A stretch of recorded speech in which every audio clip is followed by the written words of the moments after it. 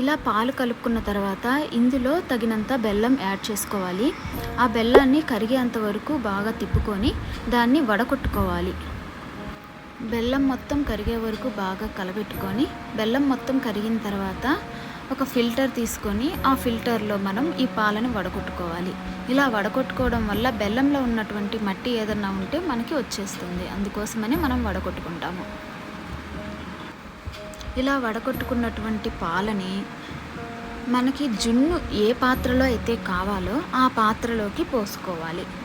మనకి ఆ పాలు ఎంతవరకు అయితే సరిపోతుందో చూసుకొని ఆ పాత్రలోకి మనం మార్చుకొని ఈ పాలల్లో మనకు కొంచెంగా పెప్పర్ వేసుకోవాలి.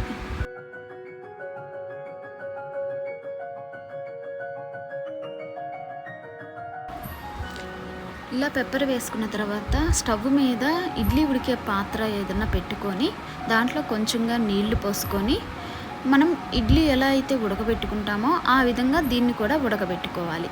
ఇలా ఉడికే 10-15 నిమిషాల్లో సరిపోతుంది. 10-15 నిమిషాల్లోనే ఈ జున్ను ఉడికిపోతుంది. ఉడికిన తర్వాత మూత ఓపెన్ చేస్తే ఈ విధంగా వస్తుంది. ఇది కొంచెం చల్లారిన తర్వాత మనం ఫ్రిడ్జ్లో పెట్టుకొనైనా తినచ్చు, వేడివేడిగా అయినా తినచ్చు. కొంచెం చల్లారినట్లయితే కొంచెం మనకి పీసెస్ గట్టిగా వస్తాయి, కేక్ ముక్కల్లాగా ఉంటాయి.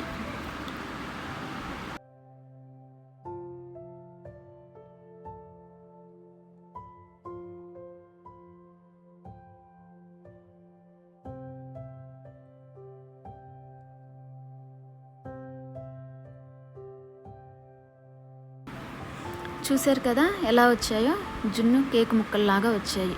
మీకు కూడా జున్ను పాలు దొరికినట్లయితే ఒకసారి ట్రై చేసి ఎలా ఉందో నాకు కామెంట్ చేసి చెప్పండి. మీకు ఈ వీడియో నచ్చినట్లయితే లైక్ చేయండి, షేర్ చేయండి, సబ్స్క్రైబ్ చేయండి.